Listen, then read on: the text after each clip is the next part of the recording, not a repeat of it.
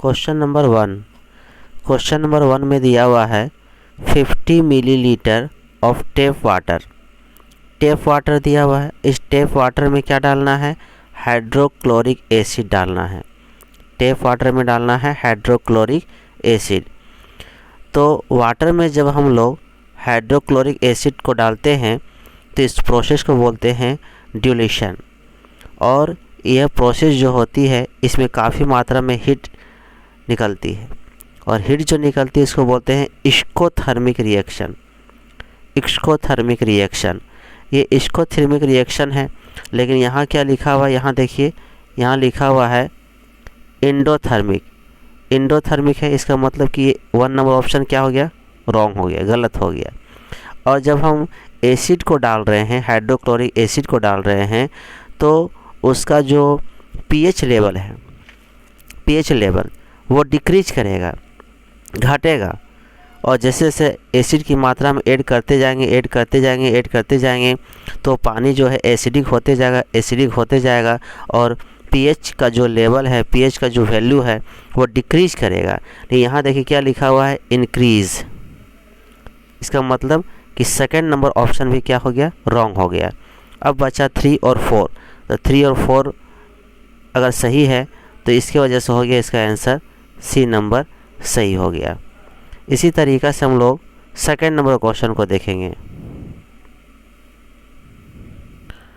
Second number question है calcium oxide react with the water and then produce calcium hydroxide. It is a combination reaction. और इस reaction में काफ़ी बड़ी मात्रा में हीट जनरेट होता है। इस रिएक्शन में काफ़ी बड़ी मात्रा में हीट जनरेट होता है, इसलिए इसको हम लोग बोल सकते हैं exothermic reaction. Calcium oxide react with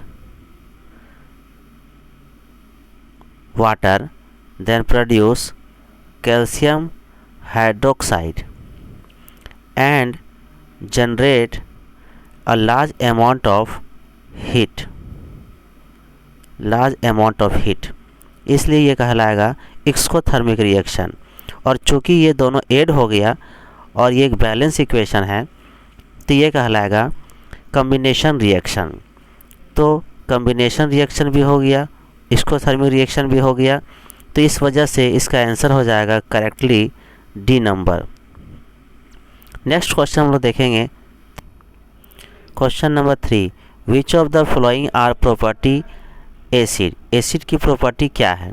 acid की प्रॉपर्टी है कि वो साउर टेस्ट होता है। सावर टेस्ट का मतलब हो गया खट्टा। उसकी प्रॉपर्टी है कि वो खट्टा स्वाद में होता है। दूसरा कि अगर एसिड है तो एसिड जो है वो रिएक्शन करेगी। और एसिड किसके साथ रिएक्शन करेगी? एसिड रिएक्शन करेगी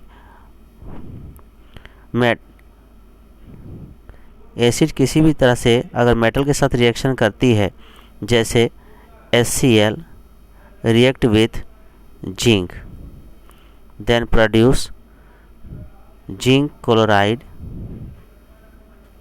एंड प्रोड्यूस्ड हाइड्रोजन गैस भी निकालती है। और एसिड जो है वाटर में इजीली सॉल्युबल होता है।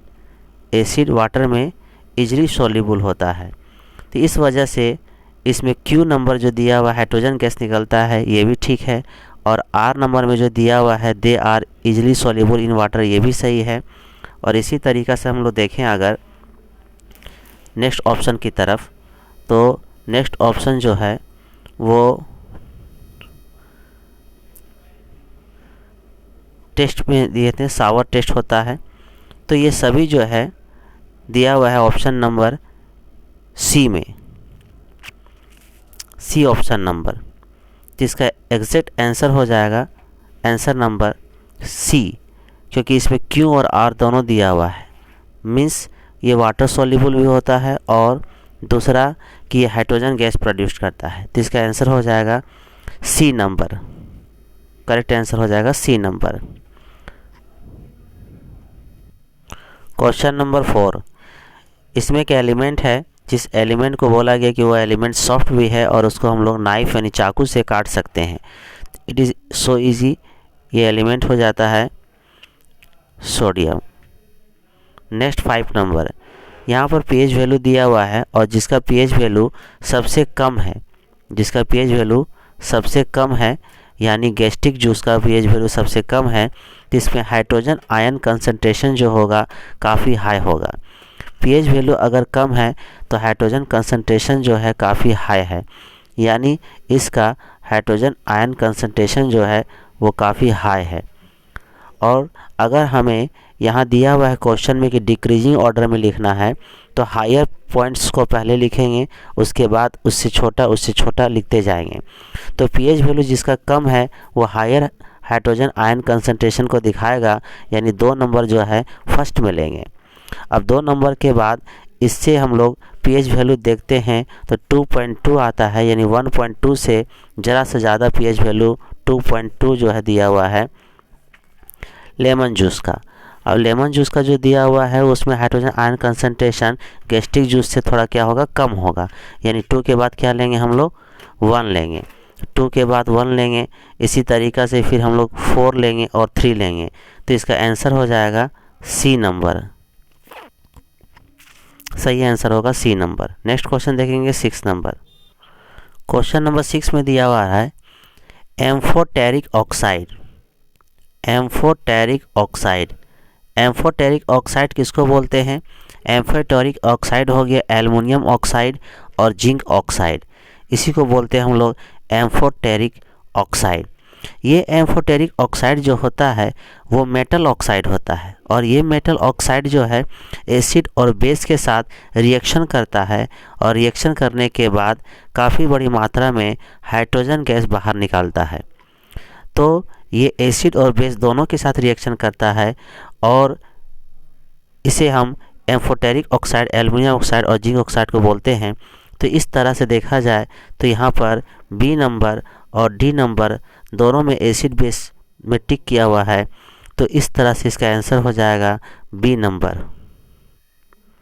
नेक्स्ट क्वेश्चन देखेंगे 7 नंबर क्वेश्चन में दिया हुआ है कि यहाँ पर मेल्टिंग पॉइंट है, जिसका हाई मेल्टिंग पॉइंट होता है वो आयनिक कंपाउंड होता है। आयनिक कंपाउंड का मेल्टिंग पॉइंट काफ़ी हाई होता है, जैसे कि बी नंबर, सी नंबर और डी नंबर। इसका देखिए मेल्टिंग पॉइंट जो है, ये मेल्टिंग पॉइंट काफ़ी हाई है। इसका मेल्टिंग पॉइंट है और इसका मेल्टिंग पॉइंट और इसका मेल्टिंग पॉइंट काफ़ी हाई है। और सॉलिड स्टेट में जो होती है वो सभी के सभी आयनिक कंपाउंड पुअर कंडक्टर होता है, तो इस वजह से ये देखिए तीनों के तीनों पुअर कंडक्टर भी है। यहाँ तक तो ठीक है। इसके बाद लिक्विड स्टेट में जो होती है आयनिक कंपाउंड वो गुड कंडक्टर होती है, तो इस वजह से ये तो गलत हो गया, क्योंकि गुड कंडक्टर तो दिखाई नहीं रहा है। तो ये दोनों गुड कंडक्टर, ये वाला और ये वाला, इसका मतलब ये हुआ कि आयनिक कंपाउंड में ये मेल्टिंग पॉइंट भी हाई हो गया और सॉलिड स्टेट में पुअर कंडक्टर भी हो गया और लिक्विड स्टेट में गुड कंडक्टर हो गया, यानी बी नंबर और सी नंबर जो है ये राइट आंसर है। तो इसका ऑप्शन दिया हुआ है बी में, तो ये हमारा आंसर हो जाएगा बी नंबर। क्वेश्चन नंबर 8 में दिया हुआ है कि यहाँ पर बोल रहा है कि एक लीफ, एक पत्ता है और उस पत्ता में एक्सपेरिमेंट किया जा रहा है। उस पत्ता के कुछ हिस्सों को ब्लैक पेपर से लपेट दिया जा रहा है और उसे लगभग 3 दिनों तक छोड़ दिया गया। और जब छोड़ दिया गया तो 3 दिन के बाद जब ये देखा गया उस ब्लैक पेपर को हटा करके और उस जगह का टेस्ट किया गया, तो वो जगह जहाँ ब्लैक पेपर बांधा हुआ था वहाँ पर स्टार्च नहीं पाया गया, और जहाँ पर ब्लैक पेपर नहीं बांधा गया था वहाँ पर स्टार्च पाया गया। स्टार्च मीन्स पत्ती के द्वारा बनाया गया ग्लूकोज यानी भोजन, जो सूर्य के लाइट की प्रकाश में उपस्थिति में होती है, फोटोसिंथेसिस में होती है स्टार्च। तो स्टार्च बनाया गया। तो जहाँ पर ब्लैक पेपर लपेटा गया था वहाँ स्टार्च नहीं बना, और जहाँ ब्लैक पेपर लपेटा नहीं गया था वहाँ स्टार्च बना। इसे आयोडीन टेस्ट से देखी जाती है। स्टार्च का जो जांच होती है वो आयोडीन टेस्ट कहलाती है, याद रखिएगा, आयोडीन टेस्ट। तो इसके लिए पता चला इस एक्सपेरिमेंट में कि जो फोटोसिंथेसिस है उसके लिए लाइट का होना ज़रूरी है, क्योंकि ब्लैक पेपर बांध देने से लाइट उसमें नहीं पड़ रही थी, इसलिए वहाँ स्टार्च नहीं बनी, वहाँ फोटोसिंथेसिस प्रोसेस नहीं हुआ। तो इसका आंसर हो जाएगा B number. It if light is required for plants to make the food. ये आंसर हो जाएगा बी नंबर। नेक्स्ट क्वेश्चन हम लोग देखेंगे 9 नंबर। 9 नंबर क्वेश्चन में क्या बताया जा रहा है, sunflower is accordance with the path of the sun. Sunflower जो होता है, सूर्यमुखी का फूल, वो हमेशा सूरज की लाइट जिधर पड़ती है ना उधर ही घूम जाती है, यानी वो सनलाइट की तरफ घूमती है। तो इस प्रोसेस को बोलेंगे हम लोग फोटोट्रोपिज्म। लाइट से रिलेटेड जो होता है उसको बोलते हैं फोटोट्रोपिज्म। और अगर जड़ के बारे में बात करें तो वो जिधर पानी मिलती है उधर ही जड़ घूम जाती है, तो वाटर से रिलेटेड जो होता है रिस्पॉन्सिबिलिटी उसको बोलते हैं हम लोग हाइड्रोट्रोपिज्म। और पोलन ट्यूब का जो ग्रोथ होता है, पोलन ट्यूब का ग्रोथ वो केमिकल स्टिमुलस से डिपेंड करता है। तो केमिकली स्टिमुलस अगर आती है, जो पोलन ट्यूब का ग्रोथ ऊपर की तरफ होती है, तो उसको बोलते हैं हम लोग केमोट्रोपिज्म। तो इसे याद रखना है। तो इसका राइट आंसर हो जाएगा, क्योंकि यहाँ पर सनलाइट से है, तो इसका राइट आंसर हो जाएगा A. Question number 10। Question number 10 में लिखा हुआ है is not the function of testes. Testes से जो रिलेशन है वो टेस्टेस्टोरेन हार्मोन से है। टेस्टेस्टोरेन हार्मोन जो है वो मेल के लिए होता है। टेस्टेस जो होता है वो मेल से रिलेटेड है, और ये टेस्टेस से जो हार्मोन निकलता है वो टेस्टेस्टेरोन जो है वो मेल से रिलेटेड है। तो यहाँ पर बोल रहा है इज़ नॉट द फंक्शन, इसमें से टेस्टेस का जो फंक्शन है वो कौन नहीं है, यानी कौन मेल से रिलेटेड नहीं है। तो यहाँ पर ये 3 नंबर जो देख रहे हैं, ये 4 नंबर जो देख रहे हैं, ये दोनों जो है मेल से रिलेटेड नहीं है, क्योंकि यहाँ लिखा हुआ है डेवलपमेंट ऑफ प्लेसेंटा। प्लेसेंटा जो होती है डेवलप कब होती है, प्रेगनेंसी के वक्त में होती है। जब औरतों को प्रेगनेंसी होती है तो उस वक्त में अंदर जो है प्लेसेंटा डेवलप करता है। और यहाँ जो लिखा है एस्ट्रोजन, ये फीमेल हार्मोन है। एस्ट्रोजन फीमेल हार्मोन है। तो ये दोनों का जो रिलेशन है ये फीमेल से है। इसका 3 और 4 जो है ये ऑप्शन है 3 और 4 सी नंबर। तो इसका एग्जैक्ट आंसर हो जाएगा C number. Question number 11। The number of pair of sex chromosome in the zygote. Zygote में बोरा सेक्स क्रोमोसोम जो है वो उसका पेयर कितना होता है। तो सेक्स क्रोमोसोम जो जायगोट का होता है उसमें सिर्फ एक ही पेयर होता है। Human zygote has 22 pair of autosome. अगर यहाँ पर लिखा रहता इस तरह से किसी जायगोट को लेकर के कि उसमें कितना पेयर ऑफ ऑटोसोम, अगर ऑटोसोम लिखा रहेगा तो याद रखिएगा ऑटोसोम का जो पेयर होता है वो ऑटोसोम का पेयर होता है 22 पेयर। 22 पेयर होता है ऑटोसोम। अगर ऑटोसोम दिया हुआ नहीं है, सेक्स क्रोमोसोम दिया हुआ है, तो वहाँ पर होगा 1 पेयर, यानी इसका आंसर हो जाएगा 1। Question number 12। Silvery amylase. Silvery amylase के बारे में थोड़ा सा जानकारी ले लीजिए। सिल्वरी एमिलेस जो होता है वो सिलेबस से निकलता है, और सिल्वरी एमिलेस जो है वो स्टार्च डाइजेशन में हेल्प करती है। अगर ये सिल्वरी एमिलेस की मात्रा कम हो जाए तो उस समय स्टार्च डाइजेशन इफेक्टेड होगा। तो यहाँ बोल रहा है विच of the following event in the mouth cavity will be affected. इसमें से अगर सिल्वरी एमिलेस कम हो जाता है तो उससे कौन सी घटना जो है अफेक्टेड होगी। तो इसका रिलेशन स्टार्च डाइजेशन से है, तो ये आंसर हो जाएगा बी नंबर, यानी starch breaking down into sugar. जो स्टार्च का डाइजेशन होता है और वो शुगर में टूटती है, यही घटना जो है अफेक्टेड होगी। Question number 13। In the human eye the part which allow light to enter. Allow light to enter, आँख के अंदर जो लाइट जाती है वो छोटी सी छेद से जाती है, और वो छोटी सी छेद आइरिस में पाई जाती है। उस छोटी सी छेद को, होल को बोलेंगे हम लोग, टाइनी होल को पुपिल। ये कहाँ होती है टाइनी होल? आइरिस में होती है। आइरिस का साइज जो होता है वो छोटा बड़ा हो सकता है। 14 number question, the law of reflection hold true for. Law of reflection जो होता है सभी तरह के रिफ्लेक्टिंग सरफेस के लिए होता है। तो इसका आंसर हो जाएगा डी नंबर।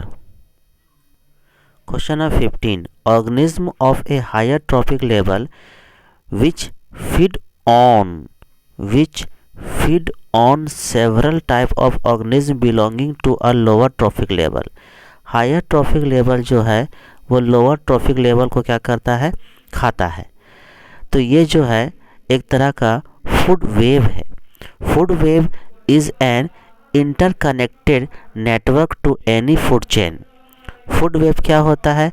इंटरकनेक्टेड नेटवर्क है बहुत सारे फूड चेन का, जिसमें हायर ट्रॉपिक लेवल जो है वो लोअर ट्रॉपिक लेवल को खाता है। तो ये आंसर हो जाएगा A number, food web. Question number 16, which of the following is not due to humans activity. इसमें से कौन है जो ह्यूमन एक्टिविटी नहीं है, जो इंसान के द्वारा घटित नहीं होता है? तो उसको बोलते हैं हम लोग, इसका आंसर हो जाएगा ए नंबर, वैल्केनिक इरप्शन। वैल्केनिक इरप्शन जो होता है वो नेचुरल डाइजेस्टर होता है, इस वजह से ये ह्यूमन से रिलेटेड नहीं है। Question number 17, after white washing यानी घर को पेंट करना है। After white washing of wall a shining white finish off the wall is obtain after 2 और 3 डेज। जब घर में हम लोग पुचाड़ा करते हैं या चूना पोतते हैं तो उसको बोलते हैं वाइट वॉशिंग। इस वाइट वॉशिंग में क्या होता है कि हम लोग उस चूने को पानी में डालते हैं और वो चूना जो है पानी में जो घुल जाता है तो उसको हम लोग घर में पोत देते हैं, और जब 2-3 दिन बाद सूख जाती है तो पूरा दीवार जो होता है वाइट हो जाता है। तो इसका रिएक्शन क्या होता है? इसका रिएक्शन में कैल्शियम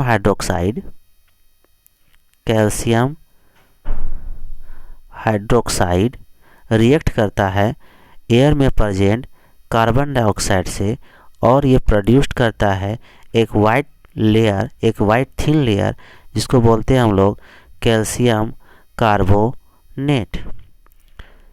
कार्बोनेट। और जो वाटर मॉलिक्यूल्स होता है वो मॉइस्चर के रूप में इवेपोरेशन होते हुए बाहर निकल जाता है। तो ये जो कैल्शियम कार्बोनेट है यही जो है थिन लेयर ऑफ वाइट बनाता है, कैल्शियम कार्बोनेट। अब चूँकि ये तो सही है, वाइट वॉशिंग में इसको यूज हम लोग करते हैं, और यहाँ लिखा हुआ है रीजन में calcium oxide react with carbon dioxide to form calcium hydrogen carbonate. तो कैल्शियम हाइड्रोजन कार्बोनेट नहीं बनता, कैल्शियम कार्बोनेट बनता है। इस वजह से ए नंबर तो सही है और इसका जो रीज़न है वो गलत है। तो इसका आंसर हो जाएगा सी नंबर, दैट मीन्स ये A is true but R is false. Question number 18, Mendel in his experiment selected only 2 character of seed। ये फर्स्ट स्टेटमेंट है और रीज़न दिया हुआ इसमें he studied at single character at one time। तो Mendel जो एक साइंटिस्ट था और उसने टोटल 7 कैरेक्टर पर रिसर्च किया। 7 कैरेक्टर पर, first 3 character of seed, second 2 character of pod and 2 character of plant. तो इस तरह से अगर बोला जाए तो मेंडल जो है वो 7 कैरेक्टर पर रिसर्च किया था। 7 कैरेक्टर, तो अगर 7 कैरेक्टर बोला जाता तो ये सही हो जाता। क्योंकि 7 कैरेक्टर ये नहीं बोल रहा है, इस वजह से ये जो एसेशन है वो फॉल्स है। और हाँ, ये दिया हुआ जो रीज़न में कि मेंडल जो था वो 7 कैरेक्टर पर रिसर्च किया और he considered a single character at one time, और वो एक समय में सिंगल टाइम जो है कैरेक्टर को ही कंसिडरेट किया। तो ये रीज़न ठीक है, ये नीचे जो रीज़न है वो सही बोल रहा है। लेकिन जो ऊपर का बात था कि 2 कैरेक्टर वो गलत है। इसका मतलब कि इसका आंसर हो जाएगा 18 का D number, A is false but R is true. तो 18 का आंसर हो जाएगा D number. Question number 19, the electric bulb glow immediately when switch is on. जैसे ही हम बल्ब को स्विच ऑन करते हैं तुरंत बल्ब जलने लगती है, थोड़ा सा भी टाइम नहीं लगती है। तो इसका कारण क्या है? इसका कारण है drift velocity of electron in a metallic wire is very high. ये ड्रिफ्ट वेलोसिटी जो है आप 12th क्लास में डीपली में पढ़िएगा। अभी सिर्फ मैं शॉर्ट में ये समझा देता हूँ कि ये जो ड्रिफ्ट वेलोसिटी है वो क्या है। जैसे सपोज करते हैं कि ये एक कंडक्टर है, ये एक वायर है। इस वायर में बहुत सारे पार्टिकल है, बहुत सारे छोटे छोटे एटम्स हैं और इसमें फ्री इलेक्ट्रॉन पाई जाती है। इसमें फ्री इलेक्ट्रॉन पाई जाती है और फ्री इलेक्ट्रॉन क्या करती है कि मूव करते रहती है। ये सब बहुत सारे फ्री इलेक्ट्रॉन्स है। ये फ्री इलेक्ट्रॉन्स क्या करते रहते हैं? कंडक्टर में फ्रीली मूव करते रहती है। तो ये फ्री इलेक्ट्रॉन जो मूव करती है ना, तो इन सभी पार्टिकल से वो टकराती है। जैसे यहाँ टकराई, फिर इधर मुड़ गई, फिर इस तरह टकराई, इधर मुड़ गई, इस टकराई, और इस तरीक़ा से फ्री इलेक्ट्रॉन की जो वेलोसिटी है वो चेंज करते रहती है। और चूँकि एक क्लोज्ड पैक्ड पार्टिकल होता है सॉलिड, जिसके वजह से ये काफ़ी फास्ट एक दूसरे के साथ टकराते हुए मूव करती है, तो इसकी ड्रिफ्ट वेलोसिटी जो है काफ़ी फास्ट होती है। चूँकि ये बार बार जो इसकी वेलोसिटी चेंज हो रही है ना, ये फ्री इलेक्ट्रॉन की जो वेलोसिटी है, इसी को आप समझ लीजिए यहाँ पर ड्रिफ्ट वेलोसिटी। जो कि ड्रिफ्ट वेलोसिटी जो इलेक्ट्रॉन का है इस मेटलिक वायर में काफ़ी हाई है, जिसके वजह से जैसे हम स्विच ऑन करते हैं वो तुरंत जो है वो बल्ब जलने लगती है। तो अगर कोई पूछेगा कि बल्ब स्विच ऑन करते हैं और बल्ब जलने लगती है, इसका क्या रीज़न है, तो आप ध्यान रखिएगा कि आपको बताना है कि मेटलिक वायर का जो ड्रिफ्ट वेलोसिटी है, वो ड्रिफ्ट वेलोसिटी का जो वैल्यू है वो काफ़ी हाई होता है मेटलिक वायर में, इस वजह से बल्ब तो जलने लगती है। 20 नंबर क्वेश्चन, तो 19 नंबर जो है वो 19 नंबर का आंसर हो जाएगा ए नंबर। ये ए नंबर आंसर हो जाएगा 19 नंबर का। 20 नंबर में क्या है? Aquarium are man made ecosystem. ये तो सही है, एक्वेरियम जो होता है वो मैन मेड इकोसिस्टम होता है। Aquarium is an artificial ecosystem भी इसको हम बोल सकते हैं। तो इस एक्वेरियम में क्या होता है कि हम लोग रेगुलर क्लीनिंग करनी पड़ती है। इस एक्वेरियम में जो जलीय जीव सब रहते हैं, जहाँ पर बहुत सारे जलीय जीव को रखा जाता है, अलग अलग तरह की किस्म के मछलियों को रखा जाता है, तो उन मछलियों को क्या करते हैं हम लोग, उस एक्वेरियम को बार बार साफ़ करना पड़ता है। जहाँ रंग बिरंगे मछलियाँ सब रखते हैं, घर में भी उस एक्वेरियम को लेकर आते हैं तो रंग बिरंगे मछलियाँ वहाँ पाली जाती है, तो उसको एक्वेरियम बोलते हैं। इसको साफ़ करना पड़ता है बराबर। ये अपने आप साफ़ नहीं होता है, क्योंकि ये नेचुरली नहीं है। जैसे तालाब अगर लेते हैं, पौंड या लेक या झील, तो ये सब जो नेचुरल होता है, नेचुरल एक्वेरियम होता है, ये सेल्फ सस्टेनिंग होती है। सेल्फ सस्टेनिंग होने के साथ साथ इसमें मछलियाँ ही नहीं और भी बहुत तरह के जीव पाए जाते हैं जो कि पानी में रहती है। तो ये कंप्लीट इकोसिस्टम होती है। कौन? पौंड, रिवर, लेक, ये सब। तो एक्वेरियम जो हम बोल रहे हैं वो आर्टिफिशियल होती है। इसमें सिर्फ गिनी चुनी जो आप सेलेक्टेड मछलियों को डालते हैं बस वही रहती है, इसके अलावा और कोई भी जीव नहीं रहता है। तो ये जो होता है वो सेल्फ सस्टेनिंग नहीं होती है। तो यही चीज़ यहाँ लिखा हुआ है। फर्स्ट नंबर तो ठीक है, ये मैन मेड है। दे आर सेल्फ सस्टेनिंग, तो ये सेल्फ सस्टेनिंग नहीं होती है, यानी ये क्या हो गया? रॉन्ग हो गया। तो इस वजह से हम इसका आंसर लेंगे 20 नंबर का सी। 20 का आंसर हो जाएगा सी। तो आप इस तरह से इसको ले सकते हैं।